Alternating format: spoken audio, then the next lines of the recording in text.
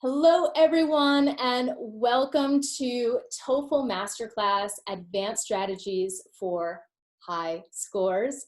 And I'm really excited because today we are here with Jonathan Huggins, and he is a very expert teacher in TOEFL. He is on hugginsinternational.com, where he gives his lessons, and he also runs the hugely successful 30-day speaking challenge. He has over 8,000 followers on Instagram.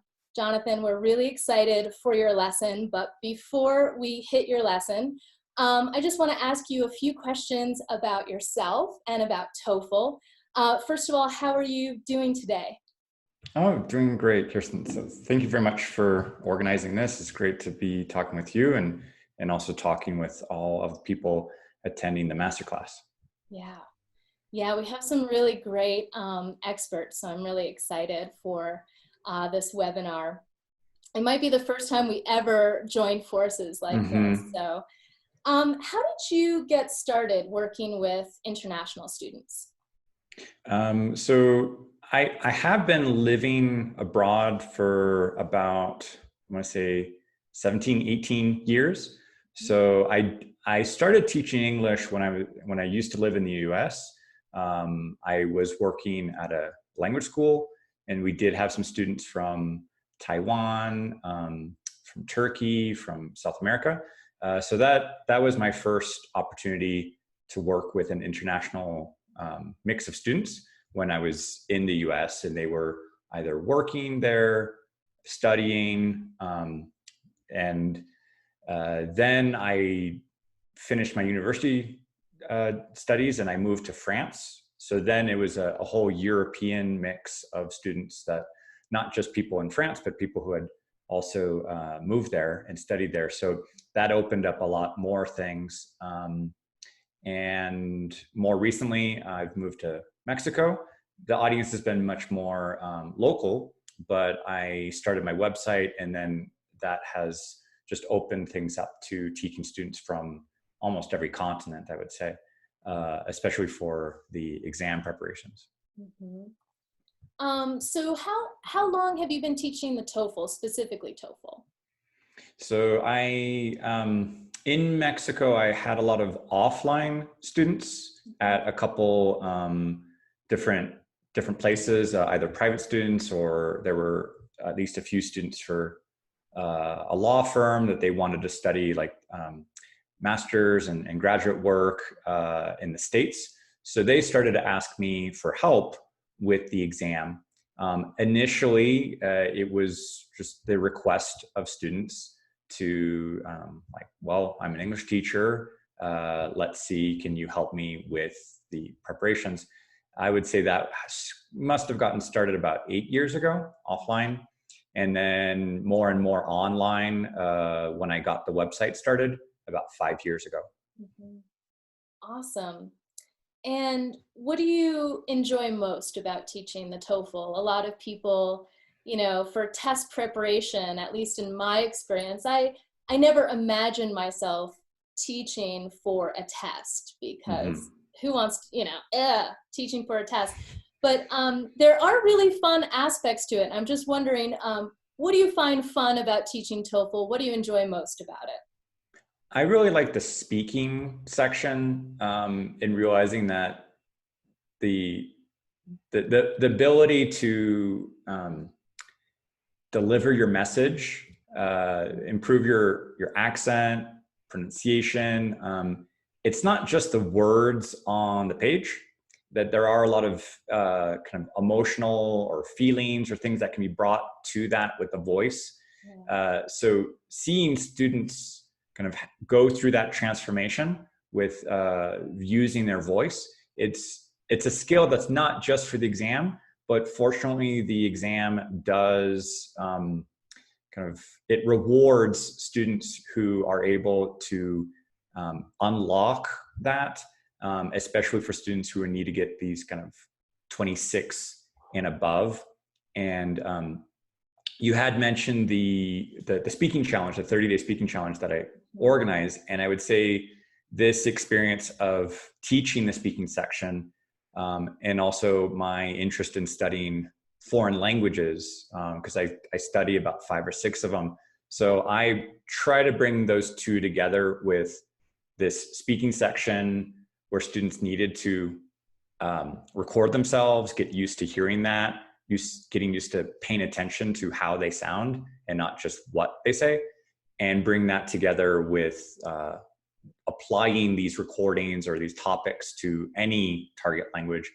And that has really created or brought about this kind of success for that challenge, because people get into a habit of recording themselves, listening to themselves, getting feedback from native speakers. And I saw that a lot of students were kind of struggling with that speaking section, getting very nervous the second something would be recorded. They could be brilliant in a conversation. How was your weekend? Tell me what a movie you saw. And suddenly I say, here, you've got 15 seconds, 45 seconds, go. And they kind of just freeze up, kind of like a deer in headlights. So I thought, like, I need to create some solution, something that can get students more at ease with speaking, and break apart each part of the coming up with the ideas, working on the grammar, organizing the thoughts, and then really getting into the how do you sound, and how to unlock the just that delivery part, where students definitely struggle with the most. Absolutely. What are you mentioned 4 to 5 languages that you study and speak. What are those languages? So Spanish and French are definitely the ones I would say I'm fluent in, that I've been working on for about 25 years or so. That was in high school, and then through lifestyle, just moving to France, moving to Mexico, Spanish and French are my main 2 other languages. At the university, I did German and conversational Italian. And more recently, these past 7-8 years, I've been doing Russian online. One of my friends wanted to go do some in-person classes at a language school. It caught my interest that they taught Russian. It was not a very common language to see in Mexico, but so I did that for 2 years in a language school. And then because of online studies and opportunities to talk with native speakers, that's where I got a lot more support from native speakers, and speaking practice and the speaking challenge that I organize.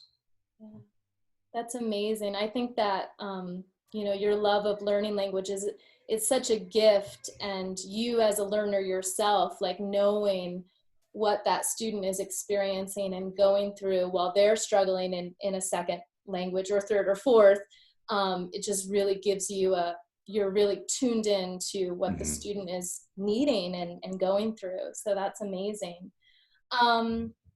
What would you say is the most common misconception that students have about the TOEFL?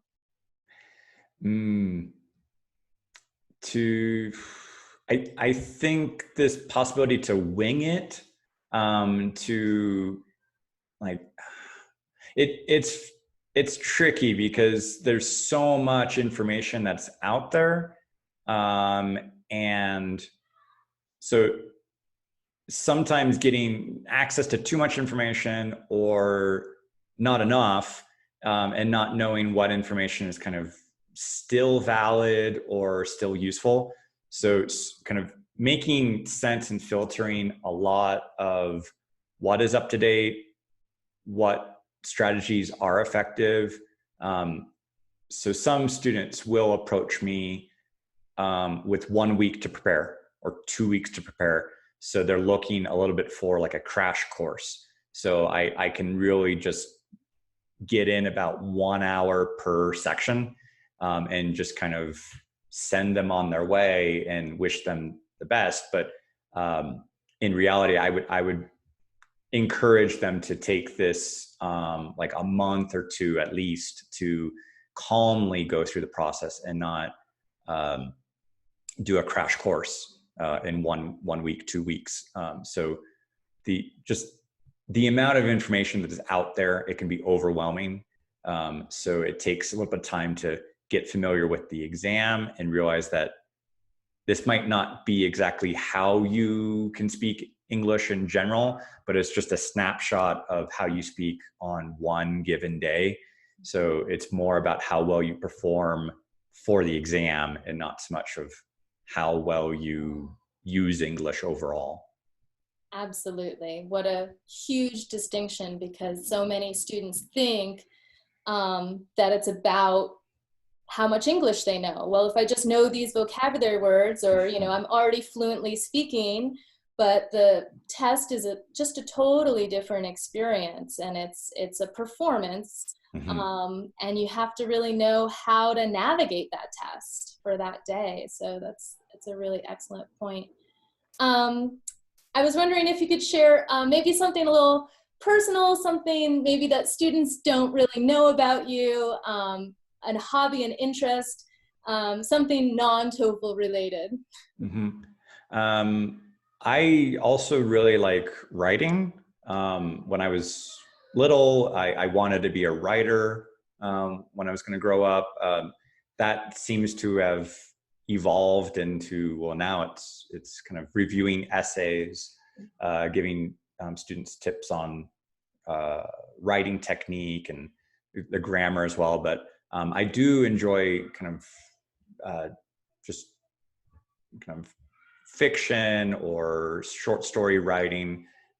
So the creative side of language learning is also it's important to use that, kind of channel that, use that for discovering a language, enjoying it, not only learning for an exam.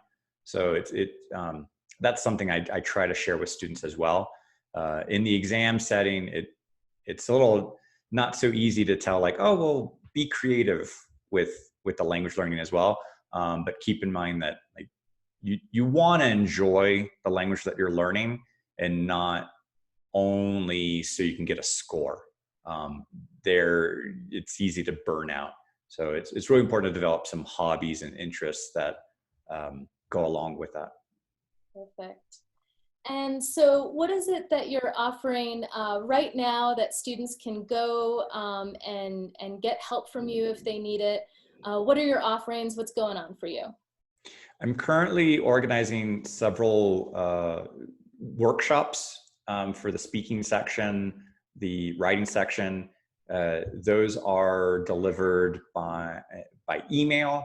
I send a series of emails with the prompts, the materials, listening and reading, and for the speaking part, well, then those questions, and for the essays, the materials for the integrated and the independent as well. So that's based on giving students a lot of feedback, where they say they can usually work on the reading and listening sections a bit more independently, but they do want to get access to a teacher and also to learn from their peers.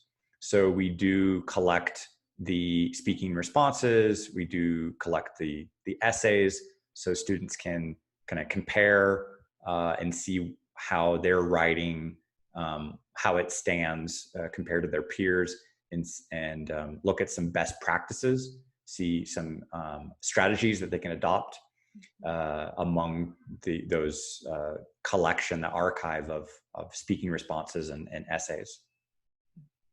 Wonderful. Yeah, it's some students get scared to look at someone else's writing, and they feel that they can't comment on it or anything, but I always think it's a great way to learn. It's a great way to say, wow, this person's doing this really well, or, oh, to kind of learn to look for those mistakes, because you might be making those mistakes too, but you just Mm-hmm. don't see it in your own stuff. So that's wonderful. And tell us a little bit about your lesson. What are you going to teach for this TOEFL Okay. webinar? So here in the webinar, I'm going to be focusing on the first speaking question, the paired choice, this kind of preference, agree, disagree, or what you think. So it's not so much the idea, the brainstorming, but it's more the delivery, how to unlock that aspect of your score for the criteria in terms of pronunciation, vowel length, pacing, with pitch, kind of the voice going up and down.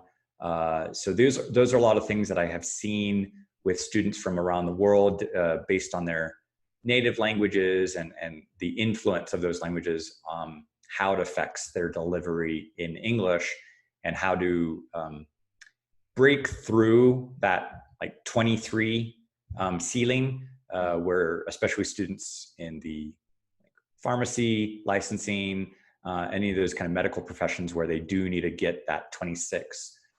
These strategies, techniques, being aware of these criteria will definitely help students perform better with their delivery score.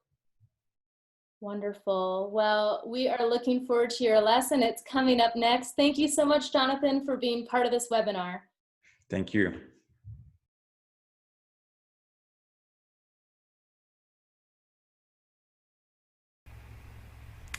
Hi, my name is Jonathan. I'm going to help you unlock 26 on speaking by improving your delivery. So, for those of you who may not know me, my name is Jonathan Huggins. I'm the founder of the 30-Day Speaking Challenge. It's a speaking program that I've been organizing for the last 3 years. It has been inspired by helping TOEFL prep students with the speaking section, and it has been helping hundreds of students get used to recording themselves and getting feedback on their recordings to know how to improve how they speak. You can find me on social media, on Facebook, Instagram, YouTube, and if you have any questions about this presentation, you can send me an email at jonathan@hugginsinternational.com.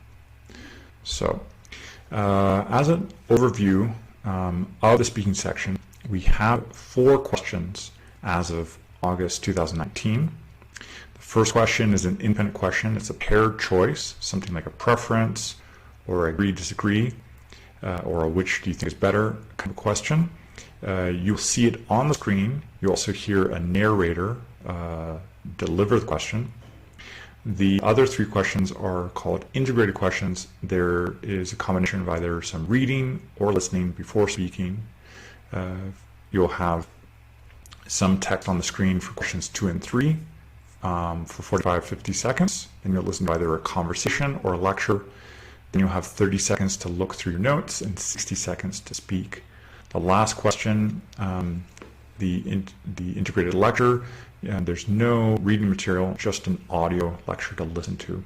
And then you'll have the 60 seconds to speak. We're going to be looking at the scoring criteria, in particular the delivery aspect of your speaking responses. So this is for the raw scores up to a total possible of 4 points per question. The criteria is related to a topic development, whether you are organized, have clear ideas that are easy to follow. A lot of students will use templates to help them organize thoughts. Another aspect here is the language use, your grammar, your vocabulary range.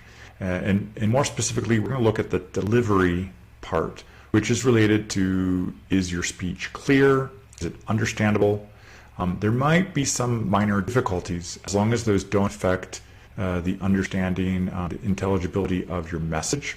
If a native speaker has to make an effort to understand you, that can lower the score to a 3 instead of a 4. Many students who kind of neglect the delivery aspect of their speaking will usually get a 3 instead of a 4. So in terms of points and how they convert to a 30, if you get all scores of 3, so 3 plus 3 plus 3 plus 3, that would be a 12 out of 16, and that converts to the 23. If you can get at least one of these questions at a score of 4, that would raise it to a 24 out of 30. If you can do this 2 times, then you are unlocking the 26. So how exactly can we do that? Many of my students have gone to the ETS website to purchase a speaking score report. This is automatically scored by a computer algorithm called a speech rater. There's no human involvement with the score report. And I'm going to take a look here to show you the certain aspects that are in that speech rater score report and how you can use this feedback to improve your delivery aspect. So one of the first things that is in that report is your speaking rate. How many words per minute are you speaking? Weaker speakers tend to speak very slowly. And some students on the opposite end of the spectrum are rushing and trying to cram as much information as they can into 45 or 60 seconds. And that is not the point of these exercises. It's not meant for you to be like racing. So you do want to find a comfortable pacing, a bit kind of like Goldilocks, not too slow, not too fast. You do want to work on connected speech, not just pausing and breathing in between every word, because that will slow you down.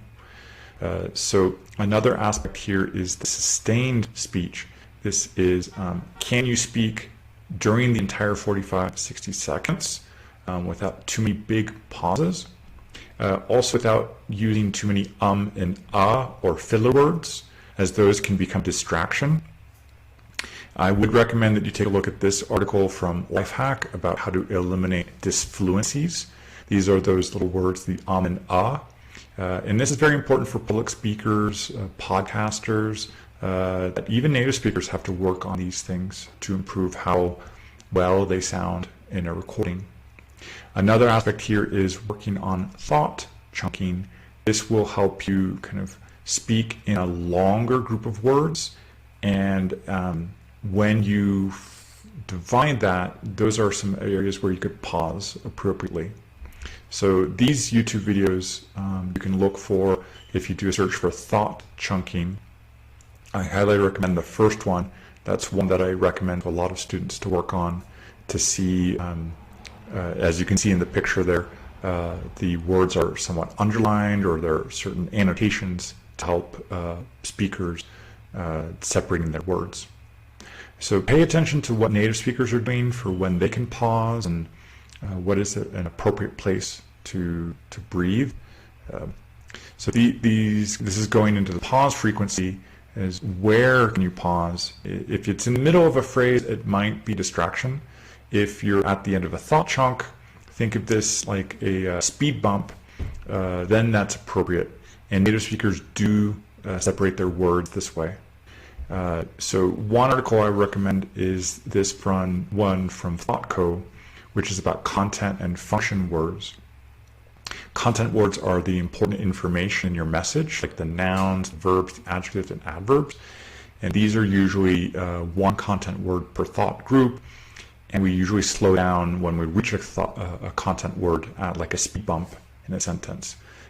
So this will also impact your intonation and rhythm. We'll come back to this a little bit later in this presentation. But keep in mind this separating your words between content and function, and where is it appropriate to pause.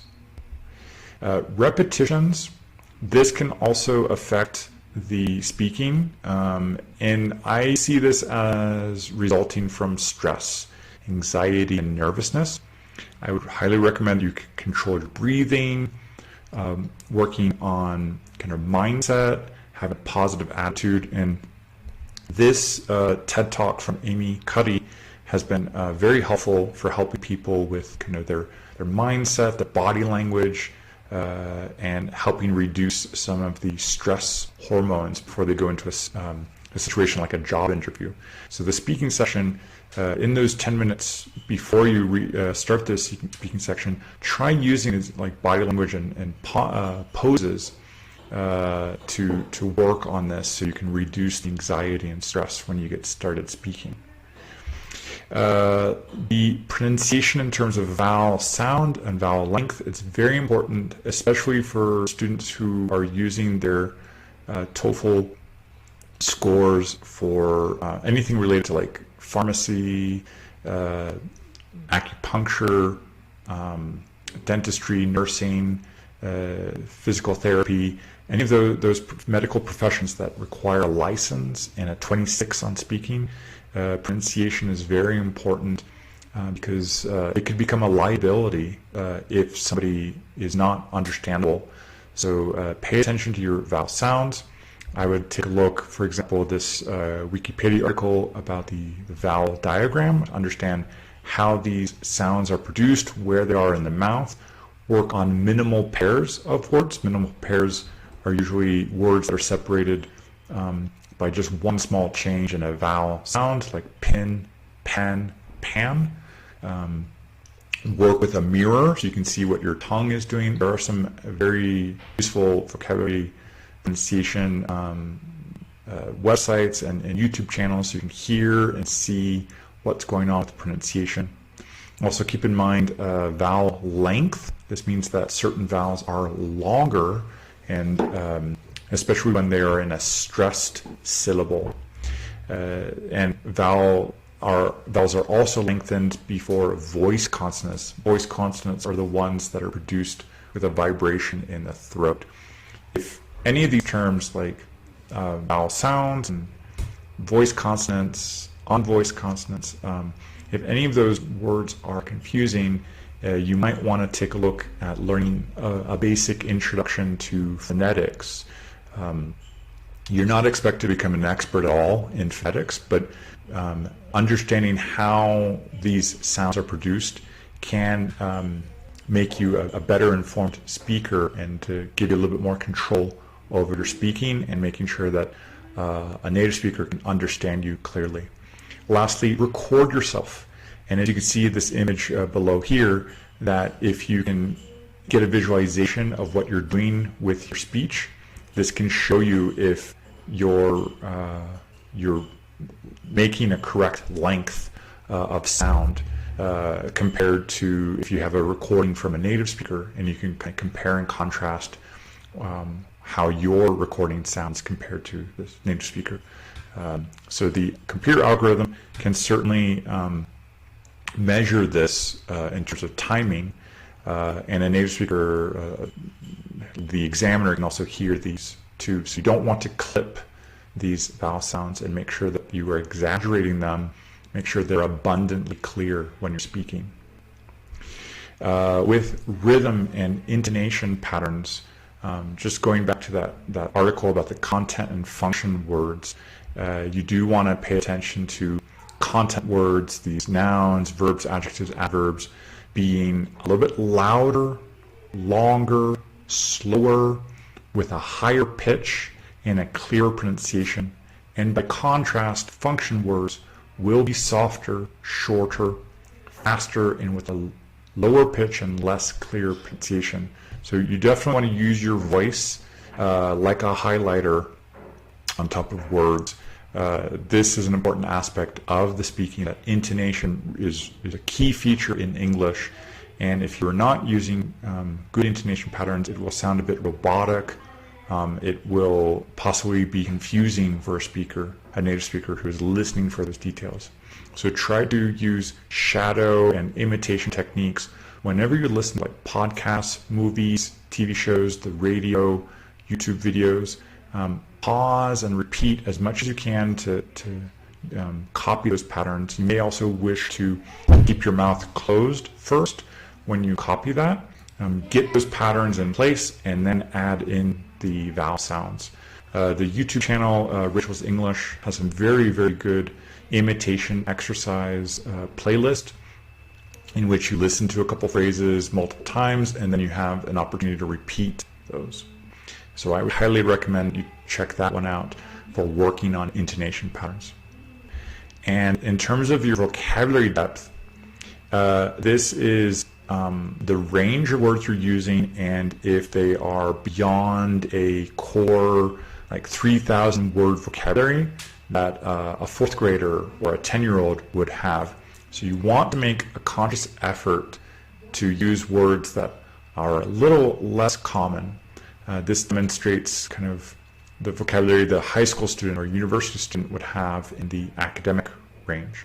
There are word games such as taboo, which can encourage you to expand your vocabulary range, but you do have to make that a conscious effort to use synonyms and rephrasing as much as you can, so you don't always repeat the same words in your responses. Okay, so basically just here to wrap up and summarize some of these features that are part of the speech rater is your speaking rate, how fast you can speak. You don't want to go too fast or too slow. Sustained speech. Can you speak continuously without too many interruptions, not too many ums and uhs? Where are you pausing? Are you pausing in the middle of a thought, or at the end of a thought group, or the end of a sentence? Are you repeating yourself based on maybe some anxiety and tension? Are you clearly pronouncing vowels? Are you lengthening them when appropriately? And your rhythm and intonation, are you stressing important syllables in content words and in thought chunks? And your vocabulary range. If you're using just very basic words, that can also be detected by the speech rater.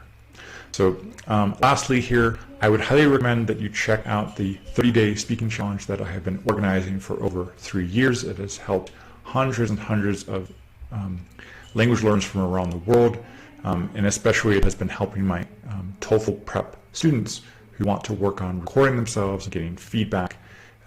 And this challenge it's also a very supportive community of language learners.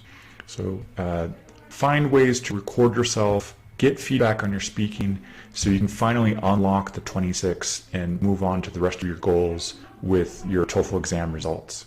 Best of luck to you.